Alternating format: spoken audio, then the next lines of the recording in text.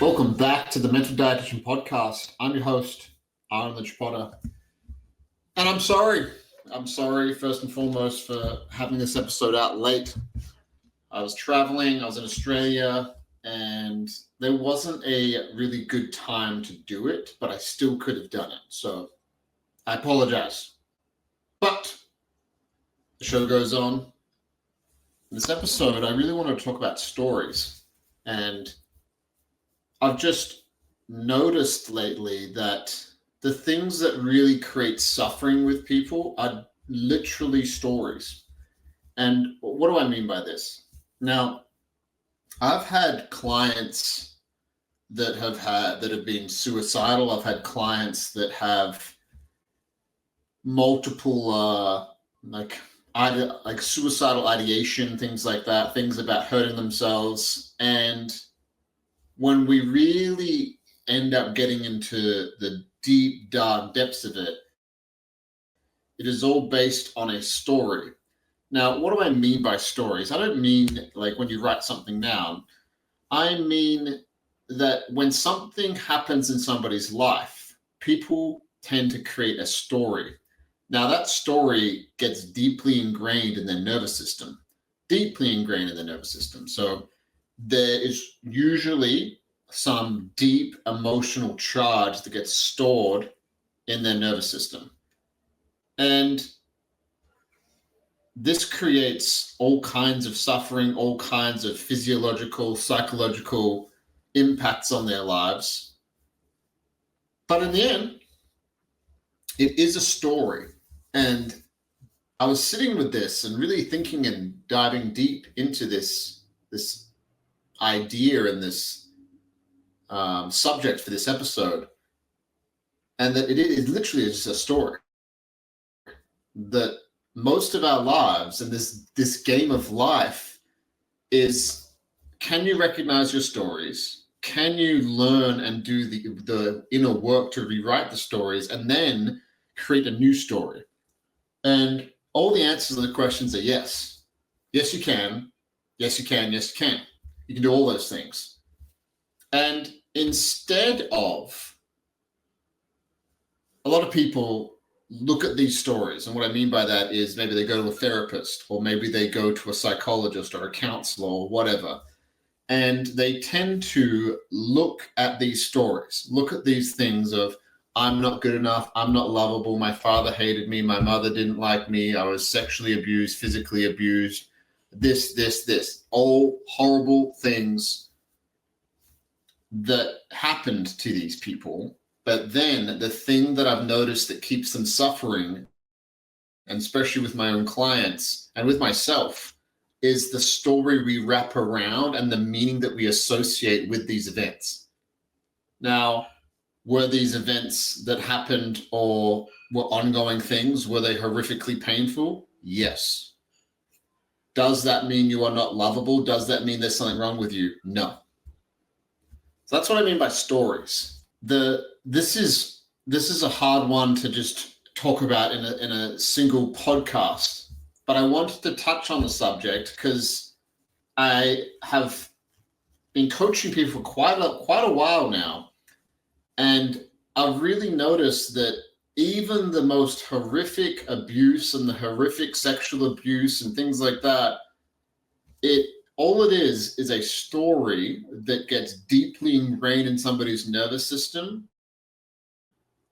But just because somebody went through those things, it doesn't actually have any reflection about, there's nothing wrong with them.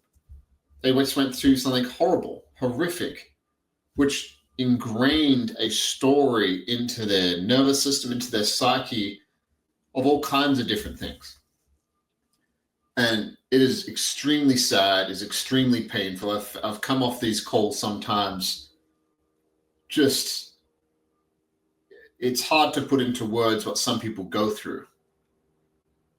It's a lot. But the thing that keeps people suffering is the story they have around these events and what that means about who they are. And people tend to create these stories because a lot of this stuff happened to them when they were very young. So for example, somebody who was physically abused. I've had a lot of clients, a lot of men who were physically abused by parents. And the story that these children create, which is very sad, is that, oh, there's something wrong with me because the person who's supposed to love me the most, which is my mother or my father, is physically abusing me, which I can see why the story is created. Makes total sense. Little kids internalize things. If something's going on in their environment, they will usually, from what I've noticed, they'll usually be like, oh, it's me. There's something wrong with me. And none of that is true. I'm not saying what this person, what these people go through is not real. It's very real. It's very painful. What I'm saying is the story that they create about who they are in the world and how they're not lovable and how they're not enough, that's false. That's not true. And what I do with people is I help them see that, hey, you are beautiful just how you are. There's nothing wrong with you. All the things that you have been through, whether it's anxiety, depression, suicidal ideation, all these things are completely normal responses based on what you went through. And just saying that sometimes, I've had it so many times where I'm like, oh yeah, that's normal. I've seen their shoulders relax. I've seen them be like, oh, I've never been told that that was normal. It's like, yeah, if I went through what you went through, then I would probably have the same responses that you have because they're normal responses to a not normal situation. And the game of life, like I said earlier, is about identifying these stories. That's a really extreme version. And that is, a lot of people listening to this might not have things like that. But we have other things that are a lot more subtle. I've found in my own healing journey that there was some real heavy lifting that I did at the start around why I was feeling so anxious, all these kind of things. And I did some really heavy lifting, and now it's become more nuanced. So maybe we call it the self-expansion journey. Sometimes the healing journey implies that there's something wrong with you. I don't think there's anything wrong with anybody. I think that people just have created stories and mechanisms psychologically which get ingrained into their nervous system, whether it's from PTSD, it's horrific trauma, or it's more nuanced things to protect themselves that serve a function, but also create their own suffering at the same time. So I've found that people will live out these stories and will subconsciously keep creating the situations that they need to actually face to heal. I've noticed that. So, for example, the person that is terrified of losing people, they get very controlling about the people that are around them, therefore creating the situation where people want to leave and get away from them. Therefore, losing people will continue coming up because that's their lesson to learn.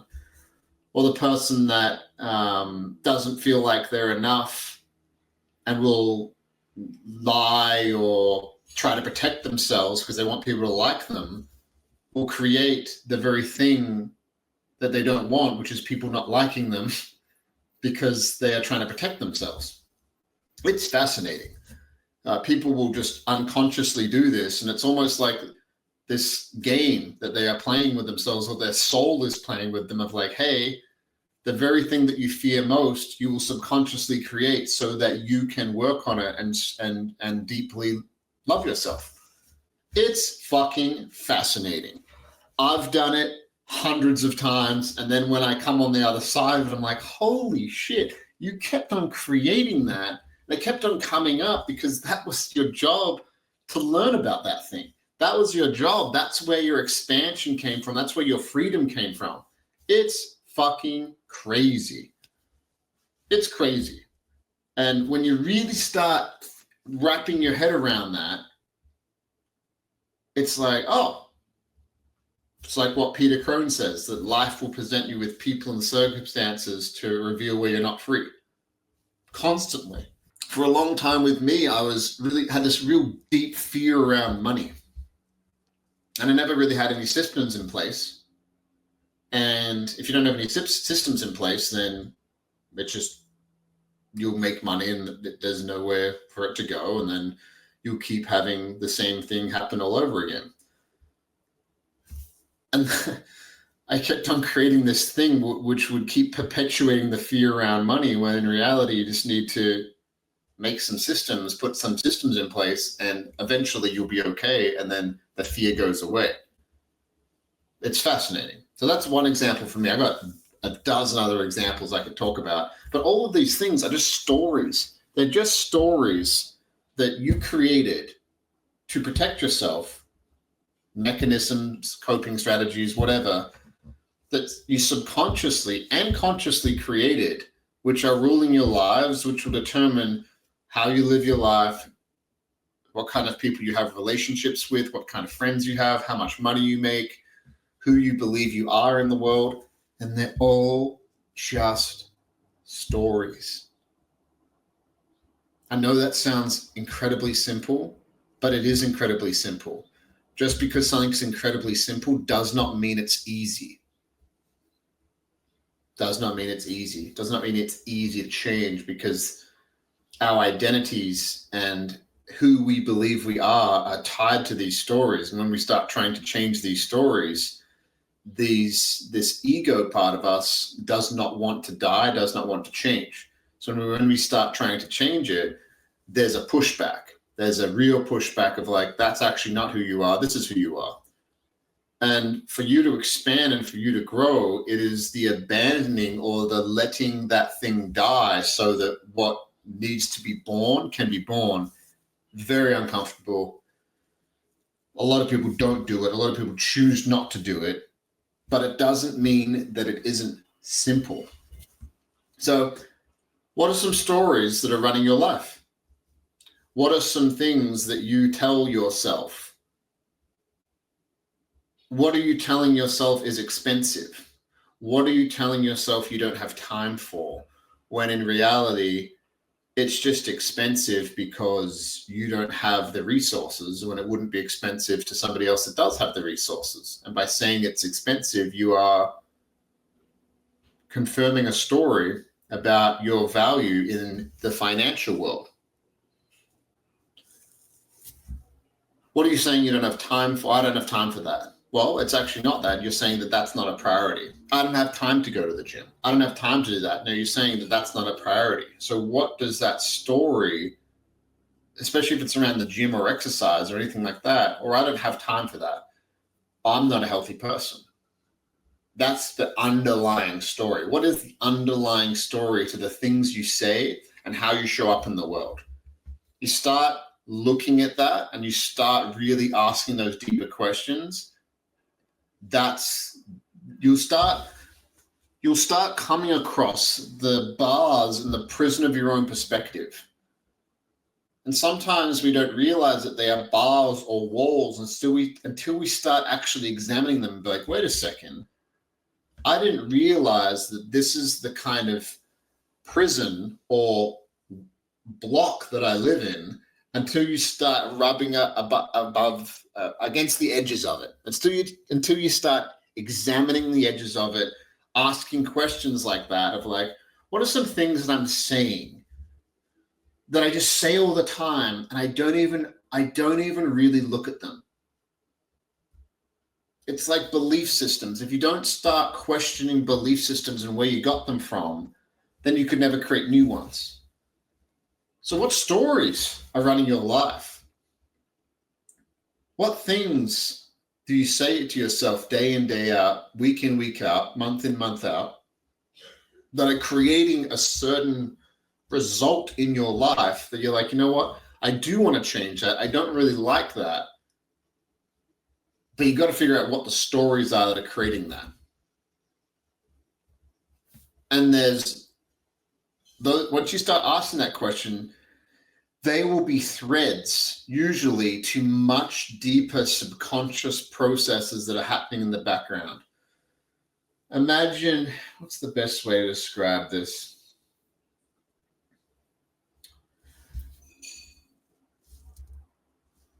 I see it as, imagine there's the ocean and there's the ripples on top of the water. And the ripples on top of the water are kind of your thoughts. There's deeper currents underneath the surface which are affecting this. It's kind of like swells. Maybe a better analogy is looking at swell lines in the ocean. So you see waves coming, you see swell lines. There's something that's occurring under those swell lines, which is causing those swell lines far out to sea, which is a lot deeper than just the physical waves that you are seeing, which could be seen as your conscious mind or thoughts. But if you start noticing the swell lines and noticing these things and these waves in your life of when you wake up, certain thoughts you have, I'm tired, I don't have time for this, I'm not, this always happens to me, why can't I get past this? Once you start examining those stories, they can lead you to these deeper things of like, oh, well, I got this. This started because my mom said this to me. My dad said this to me. My ex-wife, my ex-husband, my ex-girlfriend, my ex-boyfriend, my brother, my sister, the coach, the teacher, whoever said a particular thing, which then caused you to start creating a story about who you are in this world and how you show up and your place in the world, which is real, but it's not true. It's not true. You are not who you think you are. You're actually a beautiful manifestation of love. That's who you really are. You are loving awareness, as Ram Dass said. So start asking these questions because it is fascinating, absolutely fascinating, some of the things that will be revealed to you when you just start rubbing up against the walls of the walls of perspective that you live in that guide your life. Love you all very much. I hope you get something out of this podcast, and we'll see you next week.